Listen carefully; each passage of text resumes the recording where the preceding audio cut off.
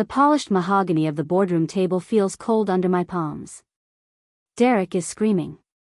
His face is a shade of purple I didn't know the human body could produce. He is clutching the termination papers like a holy relic while the security guards I hired stand behind him. I don't say a word. I just slide the registry of beneficial ownership across the table. His eyes hit the figure. 90%. The air leaves the room. His knees buckle. He looks at me and finally sees the predator I've been hiding behind a mid-level manager's badge. 48 hours earlier, the world was different. I was sitting in my cubicle at Harborstone Components. The air smelled of burnt coffee and corporate desperation. Derek walked past my desk without looking at me. He stopped. He turned. He dropped a cardboard box on my keyboard. He told me I was done. He used the word insubordination like it was a death sentence. He told me I didn't have the temperament for high-level manufacturing. He told me I was a line item that had been deleted. I looked at him. I didn't blink. I saw the cheap polyester blend of his suit. I saw the sweat on his upper lip. He thought he was pruning the garden. He didn't realize he was trying to cut down the person who owned the land, the house, and the shears. I started packing my things. Every movement was deliberate. I took my stapler. I took my ceramic mug. I took the framed photo of the original Harborstone warehouse. He laughed. A short, sharp sound. He told me to hurry it up. He said security would escort me to the curb in 5 minutes. I felt the weight of the key card in my pocket. It was a useless piece of plastic now. But the digital tokens held in my private trust were pulsing with more power than Derek could imagine. I walked to my car. The parking lot was gray. The sky was gray. But my mind was a flash of white-hot precision. I started the engine. The vibration of the car felt like a heartbeat. I drove away from Harborstone Components that Tuesday evening. A strange sense of calm washed over me. It wasn't resignation. It was the silence of a sniper taking a breath. I knew what was coming. It was much more than Derek could possibly anticipate. Harborstone had been my project from the very start. I was there in the garage. I was there when the first prototype failed and the founders wanted to quit. I was the one who restructured the debt. I was the one who moved the capital through offshore shells to protect us during the 2022 squeeze. Derek was a brief intermission. He was a placeholder manager hired by a recruiter who didn't do their due diligence. He thought stock control was about spreadsheets and moving columns in Excel. He didn't understand influence. He didn't understand the bylaws. He didn't know that the founders had signed over their voting rights to a blind trust years ago. A trust that had one beneficiary. Me. The drive home was a welcome reprieve. The city lights blurred into long streaks of gold. I could already envision the meeting room on Thursday. The long table. The smell of expensive leather. The heavy silence of people who control billions. Derek would enter with his puffed-up sense of control. He would wear his best tie. He would probably try to sit at the head of the table. The irony would be lost on him until the moment the agenda turned to shareholder matters. That is when the trap would spring. That is when the placeholder would be replaced. The truth was that Derek's maneuverings had been a constant source of frustration for months. He was obsessed with the EBITDA. He wanted to slash the research and development budget by 40%. He wanted to outsource the precision machining to a third-party vendor in a low-cost region. I had intervened. I had tried to explain the long-term erosion of brand equity. I told him our quality standards were the only thing keeping our valuation at a 10 times multiple. He didn't see a strategist. He saw a threat to his ego. He labeled my insistence on quality as insubordination. He wrote me up for questioning his directives in front of the junior analysts. It was a classic case of someone mistaking veto power for leadership. He had the power to fire a manager. He didn't have the power to save himself. If you've ever seen a person reveal their true colors like this when they think they have the upper hand, hit the like button so I know I'm not alone. On Wednesday morning, the sun hit the floor of my home office. I didn't go to the gym. I didn't go for a run. I sat at my desk and opened the encrypted portal. I began sifting through old project plans. I pulled the emails from the 2024 acquisition. I needed every piece of paper. I needed the paper trail to be a noose. My phone buzzed frequently. It was on the edge of the desk, vibrating against the wood. The texts were coming in from the floor. Colleagues were checking in. There was a mix of disbelief and anger over my abrupt firing. They liked me. They trusted me. They didn't know I was their boss's boss's boss. They just knew I was the only person who cared about the integrity of the components we shipped. I offered vague reassurances. I told them things have a way of working out. I told them to keep their heads down. I knew that soon they would see the bigger picture. I spent hours reviewing the shareholder report. It was a masterpiece of forensic accounting. Meticulously prepared. It didn't just list the failures, it mapped them. I showed the direct line between Derek's cost-cutting decisions and the failure rate in our thermal sensors. I showed the projected churn of our top-tier aerospace clients. Numbers didn't lie. They were the only language the board spoke fluently. The report was a damning indictment of his entire tenure. He thought he was saving the company money. I was going to prove he was burning the house down for the insurance. By Thursday morning, the irritation was gone. It was replaced by a cold, mechanical anticipation. I dressed in a suit that cost more than Derek's car. I kept it in the back of the closet for days like this. I arrived early at the boardroom. I didn't go through the front entrance. I used the service elevator. I wanted to be seated before he arrived. I was greeted by familiar faces. The founders were there. The venture capital reps were there. These were people who had witnessed Harborstone's journey from zero to zenith. They looked at me with professional respect. They knew why I was there. They knew the proxy fight was already over before it began. As they settled into their seats, the door opened. Derek entered. He was carrying a leather portfolio. He was smiling, nodding at the directors like he was their equal. Then he saw me. He stopped. He didn't understand. A flicker of surprise crossed his face, then it turned into a sneer. He probably thought I was there to beg for my job back, or that I was making a scene. He sat down at the opposite end of the table.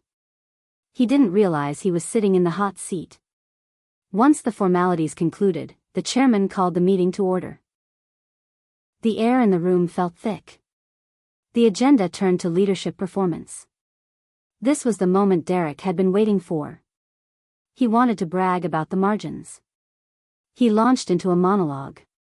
He praised his strategic initiatives. He talked about lean manufacturing, synergy, and optimization. It was a practiced piece, rehearsed to impress people who didn't know any better. He didn't mention the quality failures. He didn't mention the morale crisis in the engineering department. He finished his presentation and leaned back, looking around the room for applause. He looked at me with pure triumph. Then the chairman looked at me. He didn't call me by my management title. He used my full legal name. He asked for the majority shareholder's perspective. The room went silent. Derek's smile didn't disappear, it just froze. It looked like a mask that was beginning to crack. I stood up. I didn't use a microphone. My voice carried. I nodded to the board.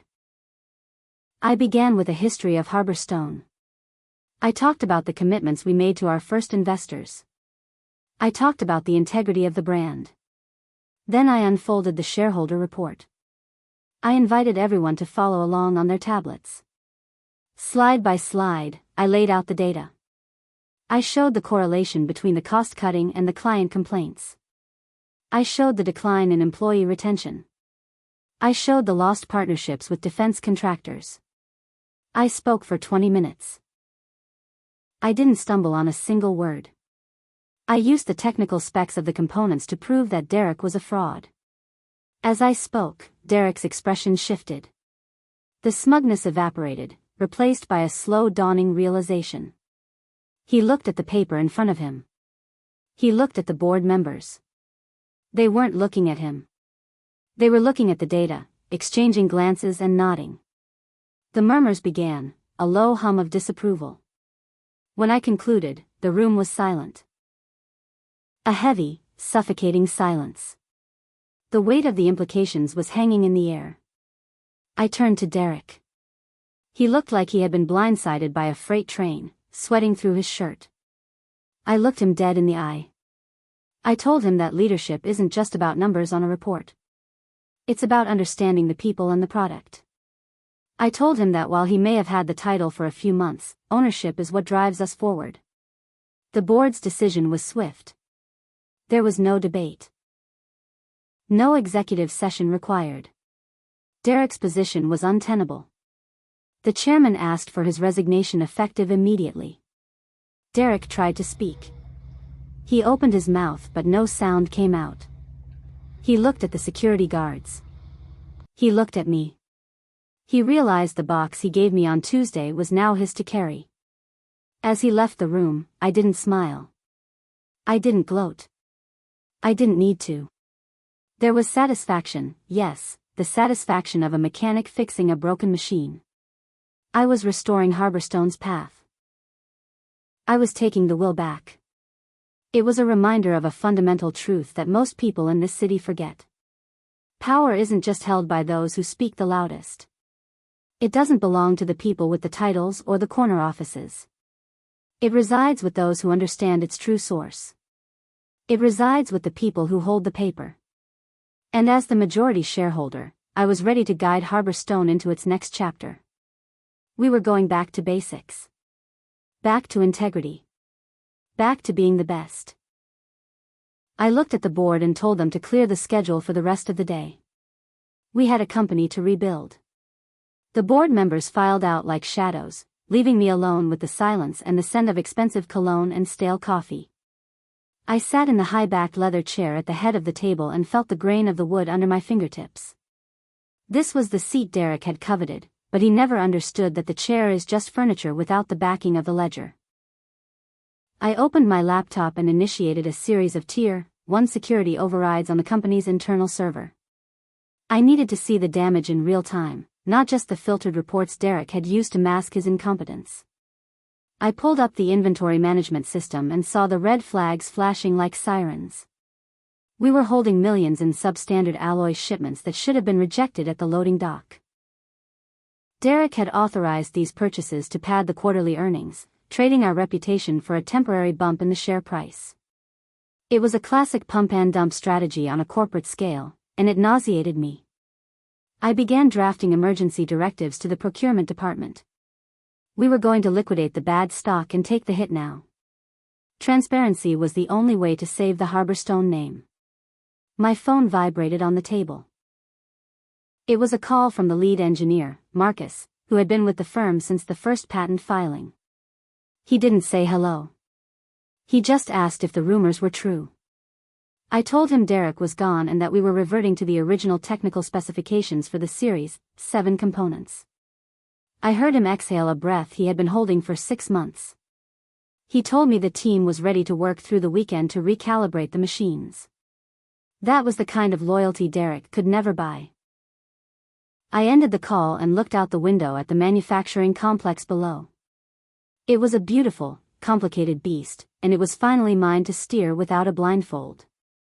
I knew the next 72 hours would be a gauntlet of damage control and legal maneuvering. I had to ensure the board didn't get cold feet when they saw the actual cost of our recovery plan. I reached into my desk drawer and pulled out a small, encrypted drive that contained the names of every silent partner involved in the original Series A funding. There was a signature on the third page of the operating agreement that Derek had never seen, a clause that gave me the right of first refusal on any liquidation event. The secret wasn't just that I owned the company. It was how I had acquired it without a single person in the building noticing the shift in equity. If you've ever had to keep a massive secret to protect your hard work from someone who didn't earn it, hit the like button right now because you know exactly how heavy that burden can be. I spent the rest of the afternoon in back-to-back briefings with the legal team. We were looking at potential litigation from the third-party vendors Derek had stiffed. He had been playing dangerous accounts payable shell games, moving money between departments to cover shortfalls in the labor budget. I told the lawyers to settle everything quickly. I wanted a clean slate by Monday morning. I didn't want any of Derek's ghosts haunting the hallways when the new management team arrived. By 6 o'clock the office was empty. The hum of the air conditioning was the only sound. I walked through the corridors of the executive wing, passing Derek's office. The door was open. His desk was bare except for a single forgotten pen and a coffee ring on the blotter. He had left in such a hurry he hadn't even taken his motivational posters. I walked inside and stood behind his desk. From this vantage point, the world looked small. He had been so focused on the view that he forgot to check the foundation. I picked up the phone and dialed the number for our primary distributor in Zurich. They had been threatening to drop us for weeks due to the quality issues. When the CEO answered, I didn't introduce myself as a manager. I introduced myself as the majority owner. The tone of the conversation changed instantly. There is a specific frequency of respect that only exists between principals. We talked about the new quality control protocols I was implementing. We talked about a 5-year exclusivity deal that would stabilize our international revenue. By the time I hung up, I had secured the company's future for the next decade. I felt a surge of adrenaline that no amount of money could replicate. This was the art of the turnaround. This was the reason I had stayed in the shadows for so long. I left the building as the sun was setting, the sky a bruised purple over the industrial park. I felt the cool evening air on my face and realized I hadn't eaten since breakfast. My body was operating on pure focus. I drove to a small diner near the docks, a place where no one would recognize me in a $3,000 suit. I sat in a corner booth and ordered black coffee. I needed a moment to breathe before the next phase began. The waitress looked at me with tired eyes and asked if I was having a long day. I told her the day was just starting. I pulled out my phone and checked the market close. Harbor Stone was holding steady, but the news of the leadership change hadn't hit the wires yet. Tomorrow would be a different story. The press would have questions. The analysts would want a conference call. I would have to step into the light and become the face of the company I had built from the shadows. I wasn't sure if I was ready for the fame, but I was more than ready for the power. I thought about the employees who had seen me as just another cog in the machine. I thought about the look on the receptionist's face when I walked in tomorrow and took the elevator to the top floor. It wasn't about the ego. It was about the clarity of purpose. I finished my coffee and left $100 bill under the saucer. As I walked back to my car, I noticed a black sedan parked across the street. The engine was idling. The windows were tinted dark. It had been there since I arrived. I didn't think much of it until I pulled out and noticed the sedan following me at a discreet distance. I turned left. It turned left. I accelerated and took a sharp right into a residential neighborhood. It stayed on my tail. Someone was watching the transition of power more closely than I had anticipated. I reached into the glove box and felt for the emergency contact burner phone. There were people who didn't want Harbor Stone to return to its original mission. People who benefited from the chaos Derek had created. I realized then that the boardroom battle was just the opening skirmish. The real war was going to be fought in the dark, against enemies I hadn't even identified yet. I didn't head home. I headed toward the secure data center on the north side of the city. If they wanted a fight, I was going to give them one they couldn't afford to lose. I checked my mirrors and saw the headlights of the sedan reflecting in my eyes like a predator in the tall grass. The drive was 20 minutes of high-stakes navigation. I used every trick I knew to lose them, doubling back through industrial alleys and cutting through yellow lights at the last possible second. Finally, the black sedan peeled off and disappeared into the night. I didn't relax. I pulled into the data center's fortified garage and waited for the gate to hiss shut behind me. I needed to know who was behind that car. I stepped into the cold, sterile environment of the server farm. The rows of blinking lights were the nervous system of my empire.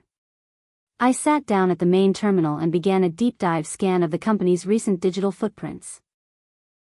I wasn't looking for Derek's mistakes anymore. I was looking for the people who had been whispering in his ear. I found a series of encrypted outgoing files sent to a shell corporation in the Cayman Islands. It wasn't just cost-cutting. It was intellectual property theft. Derek hadn't just been a bad manager, he had been a mole. He was leaking our proprietary sensor designs to a competitor in exchange for a massive payout. My blood turned to ice. This went deeper than a simple firing. This was a criminal conspiracy that could sink the company if the authorities got wind of it before I could fix the leak. I leaned back in the chair and stared at the screen.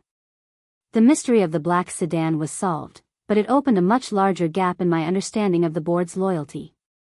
Someone on that board had to have authorized Derek's access to those files.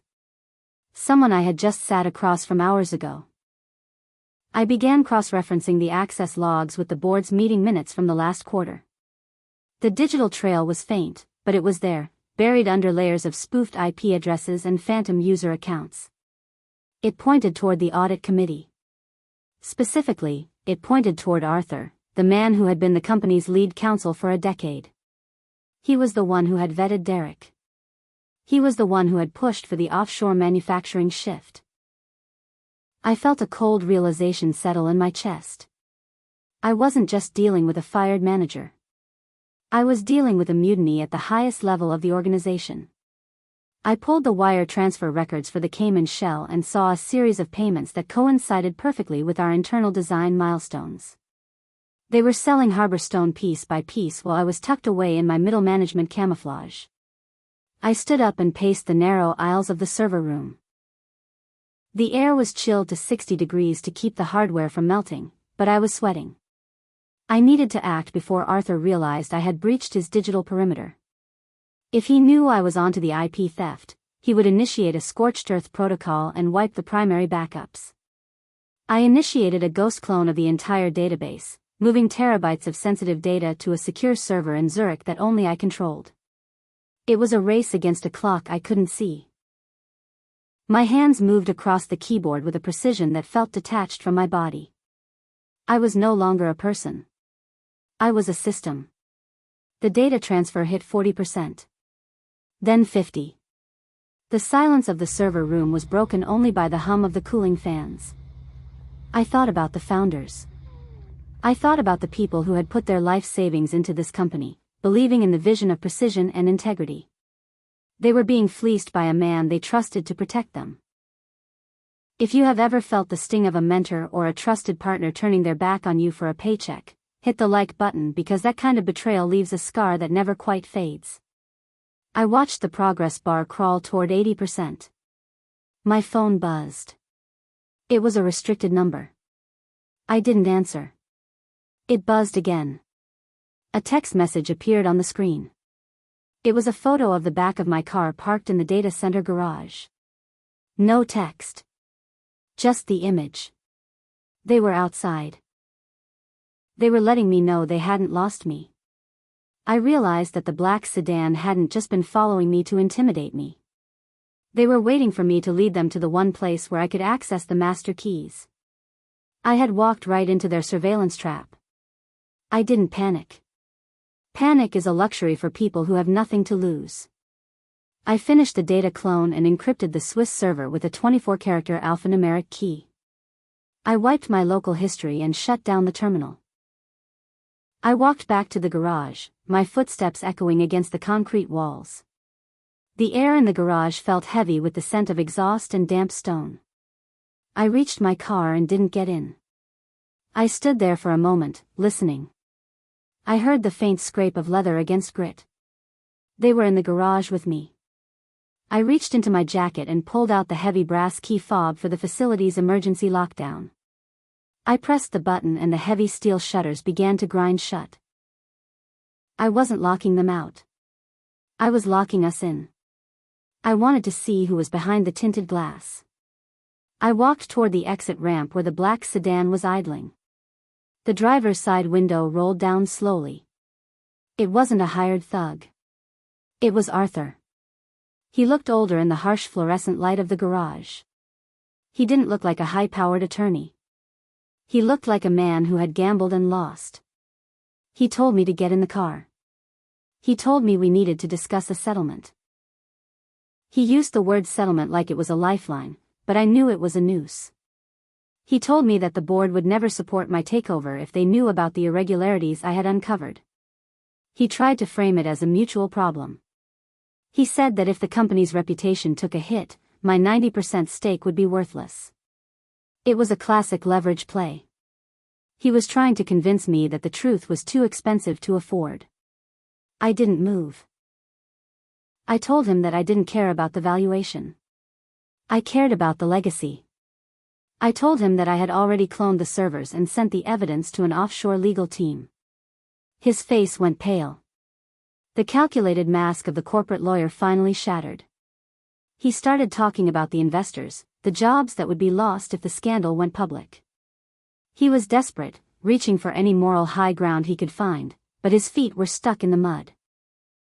I looked at him and saw the vacancy of a man who had sold his soul in small increments until there was nothing left but a suit and a title.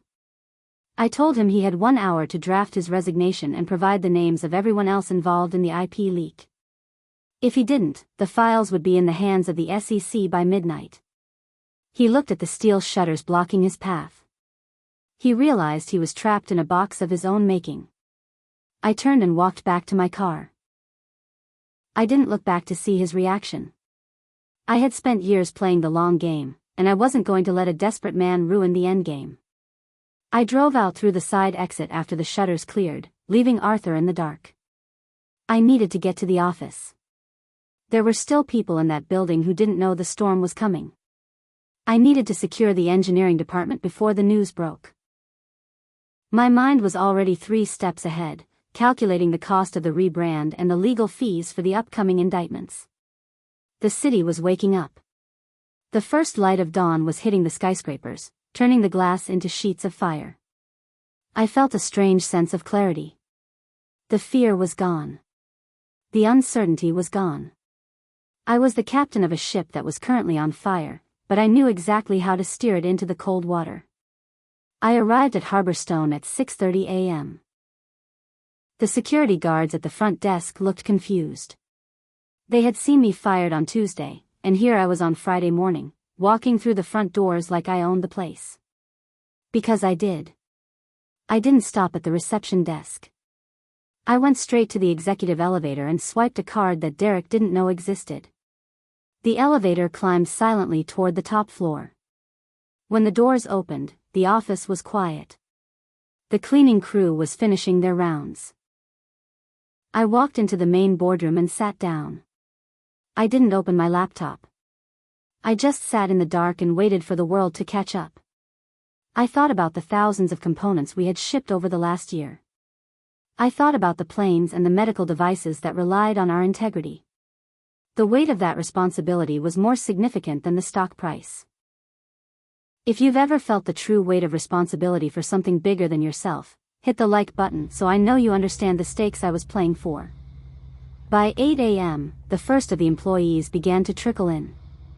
I could hear the whispers starting. The news of Derek's departure had traveled fast, but the news of Arthur's involvement was still a secret. I called Marcus into the boardroom. He looked tired, grease on his hands from the calibration machines. I told him I needed a full audit of every design file accessed in the last 6 months. I told him we were going to find every poisoned bit of data and cut it out. He didn't ask why. He just nodded and went to work. He was a builder. He understood that you can't build on a foundation of lies.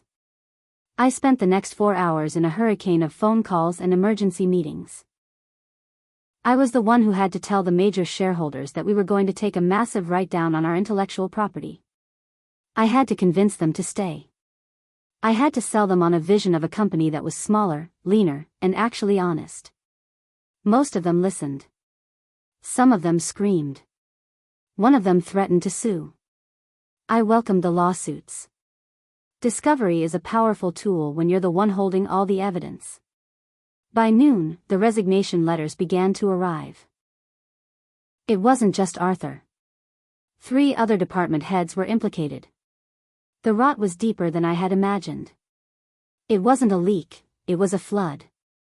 But for the first time in years, the water was finally starting to recede. The office air felt thin and sterile as the clock ticked toward 1. I watched the forensic accountants enter the building.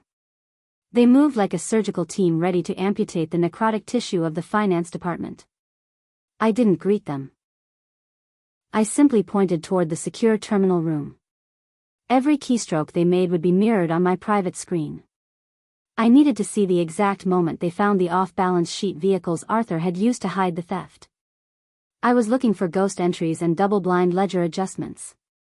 My eyes were burning from the blue light of the monitors. I felt a vibration in my pocket. It was the private line. I didn't recognize the number, but I knew the area code. It was the headquarters of our primary competitor. The voice on the other end was smooth, practiced, and entirely devoid of empathy. He didn't introduce himself. He didn't need to. He told me that Harbor Stone was a sinking ship. He told me that the proprietary data they had acquired was already integrated into their next-gen prototypes. He offered to buy my remaining 90% for pennies on the dollar. He called it a mercy killing. He thought I was a desperate majority owner looking for an exit strategy before the SEC descended. I let him talk. I let him list the reasons why I was powerless. I listened to his arrogance and felt a cold, sharp joy. He didn't know about the kill switch I had embedded in the Series 7 firmware 3 years ago as a contingency for a hostile state actor. If the designs were stolen and implemented without my specific cryptographic handshake, the components would fail after exactly 400 hours of operation. It was a latent defect by design, a digital poison pill. I told him that I wasn't selling.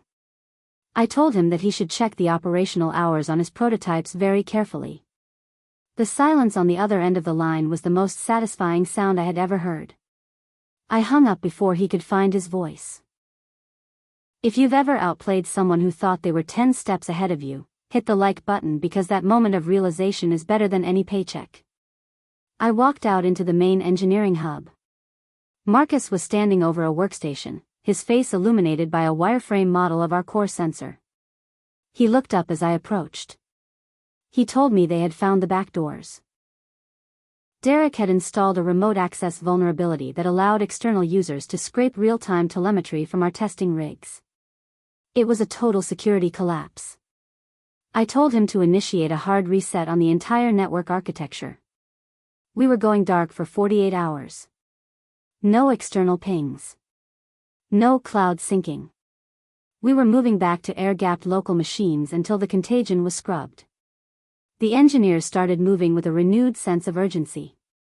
They weren't just fixing a bug. They were defending their home. I felt the culture of the company shifting in real time. The fear was being replaced by a fierce, protective pride. The afternoon sun began to dip behind the cityscape, casting long, jagged shadows across the executive floor. I returned to my office and found a man in a gray suit waiting for me. He didn't have a badge, but he had the posture of a federal investigator. He told me that Arthur had checked into a private clinic citing a nervous breakdown. He told me that the paper trail I had sent to the SEC was being reviewed by a task force. He wanted to know why I had waited so long to come forward. I looked him in the eye and told him that you don't hunt a wolf until you have the trap set. I showed him the registry of ownership. I explained the years I spent undercover in my own firm to map the corruption. He didn't smile. He just took notes in a small leather book. He asked me what my next move was. I told him that I was going to rebuild the board from scratch. I told him that Harbor Stone would be the most transparent manufacturing firm in the country by the end of the fiscal year. He left without a word, leaving a business card on the corner of my desk. I picked up the card and felt the weight of the government's eyes on my back. I wasn't just a CEO anymore. I was a witness. I was a target. I walked to the break room and poured a cup of lukewarm coffee. My hands were steady. I looked at the reflection in the window and realized I didn't recognize the person looking back. The mid-level manager was gone. The predator was fully in control now. I spent the evening hours drafting a company-wide memo. I didn't use corporate jargon. I didn't talk about synergy or growth. I talked about truth. I told the 3,000 employees of Harborstone that their jobs were safe, but their routines were over. I told them that the era of cutting corners was finished. I sent the email and watched the read receipts flood in. Thousands of people were reading my words in their living rooms, at their dinner tables, in their cars. I was holding their futures in my hands. It was a terrifying amount of power, but for the first time in my life, I felt worthy of it. I left the building at midnight, the lobby empty and the lights dimmed. The black sedan was gone. The threats were still out there, but they were no longer invisible. I drove home through the quiet streets, the city feeling smaller than it had that morning. I thought about Derek. I wondered if he was sitting in a motel room somewhere, watching the news and realizing that his entire life had been a footnote in my story. I didn't feel pity for him. I felt nothing. He was a variable that had been solved and discarded. When I reached my driveway, I sat in the car for a long time. I listened to the ticking of the cooling engine. I looked at my house, a modest place that didn't reflect my bank account. I realized I couldn't live here anymore. My life had outgrown the architecture of my anonymity. I went inside and started a fire in the hearth. I took a stack of old files, the ones with Derek's signatures and Arthur's memos, and I fed them to the flames one by one. I watched the ink curl and disappear. I was burning the past to make room for the future. My phone buzzed one last time before I went to sleep. It was a message from Marcus. He had successfully isolated the Series 7 source code. The company was secure. The poison had been contained. I closed my eyes and felt the first wave of true exhaustion hit me. Tomorrow would be the first day of the rest of my life. I would walk into that building not as a shadow, but as the light. And God help anyone who tried to dim it. I woke up before the alarm at 4 a.m. The house was cold. The fire had died down to a pile of gray ash. I stood in the center of my living room and felt the silence of a house that no longer fit the person standing in it. I didn't make coffee. I didn't check the news. I went to the basement and opened the floor safe hidden beneath the workbench. Inside were the physical stock certificates from the original founding. They were heavy parchment. They felt like history. I tucked them into an inner pocket and drove toward the Harborstone campus. The city was still asleep. The streetlights flickered with a rhythmic pulse that felt like a countdown. I was about to execute the final phase of the restructuring. I arrived at the gates and saw a small crowd of reporters. The news of the SEC investigation had leaked. The vultures were circling. I drove through the back entrance and bypassed the lobby. I went straight to the production floor. The third shift was ending. The workers looked at me with a mix of curiosity and fear. They had heard the rumors. They knew the leadership was in freefall. I climbed onto the supervisor's platform and signaled for the machines to stop. The silence was deafening. I told them that the company was under new management. I told them that I was the owner. I saw the eyes widen. I saw the skepticism turn into a cautious hope. I told them that the quality bonuses were being restored immediately. I told them that the outsourced contracts were being cancelled. We were bringing the precision work back home. I saw a man in the front row wipe a tear from his cheek. He had been with the company for 20 years. He was a builder who had been forced to become a cost cutter. I told him to start the line. I wanted to see the first perfect component roll off the belt by noon. If you've ever felt the energy of a room shift from despair to determination in a single heartbeat, hit the like button so I know you've felt that power too. I walked back to the executive elevator. The battle for the floor was won. Now I had to win the battle for the board. The boardroom was full by 9 o'clock. The remaining directors sat in their chairs like they were waiting for an execution. I walked in and didn't sit down. I stayed standing at the head of the table. Arthur's seat was empty. 2 other chairs were empty. I laid the physical stock certificates on the table. I told them that I was calling for a vote of no confidence for every remaining member of the board. I cited the failure of oversight. I cited the dereliction of duty. I told them they had 10 minutes to resign with their pensions intact. If they forced a vote, I would use my 90% stake to strip them of every benefit and sue them for every cent of the IP loss. One of the older directors tried to argue. He talked about his years of service and the complexity of the global market. I cut him off. I told him that complexity is not an excuse for corruption. I told him that the market only rewards those who can deliver what they promise. I watched him deflate. He picked up a pen and signed the resignation form I had prepared. One by one, the others followed. They left the room in a single file line, avoiding my gaze. They were the architects of the decline, and they were leaving through the service exit of history. I was alone in the room with the silence and the power. I called my legal team and told them to seat the new board members. I had selected them months ago. They were engineers, ethical auditors, people who knew the difference between a margin and a mission. I felt the building vibrate beneath my feet as the machines on the floor below began to hum.